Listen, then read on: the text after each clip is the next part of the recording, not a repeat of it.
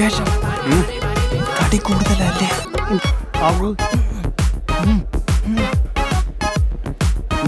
ഓടാ. അമിതവണ്ണവും കൊഴുപ്പും എക്കാലവും ഒരു ചർച്ചാ വിഷയമായിട്ട് നിലനിന്നിട്ടുണ്ട്. ഇന്ന് ഞാൻ അതിന്റെ മെഡിക്കൽ സിഗ്നിഫിക്കൻസിനെ കുറിച്ച് നിങ്ങൾക്ക് പറഞ്ഞു തരാം. സ്ത്രീകളിലെ പ്രധാന ഹോർമോൺ ഈസ്ട്രോജനും ചെറിയ അളവിൽ ടെസ്റ്റോസ്റ്റെറോണും കണ്ടുവരുന്നു.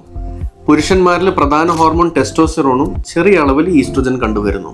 കൊഴുപ്പിൽ അടങ്ങിയിരിക്കുന്ന ആരോമറ്റേസ് എൻസൈമിന് സ്ത്രീകളിലും പുരുഷന്മാരിലും ഈ ടെസ്റ്റോസ്റ്റെറോണിനെ ഈസ്ട്രോജനാക്കി മാറ്റാനുള്ള ശേഷിയുണ്ട്.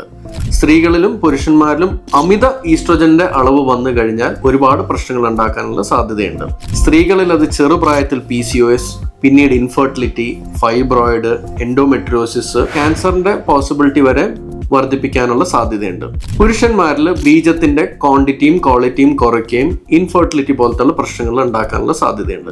അപ്പോൾ നമ്മുടെ ഭക്ഷണക്രമം നിയന്ത്രിക്കുന്നതിലൂടെയും വ്യായാമം ഒരു നിത്യശീലമാക്കുന്നതിലൂടെയും കൊഴുപ്പിന്റെ അളവ് നിയന്ത്രിക്കാൻ പറ്റിയാൽ നമുക്ക് ഒരുപാട് പ്രശ്നങ്ങൾ അതിലൂടെ പരിഹരിക്കാൻ പറ്റും.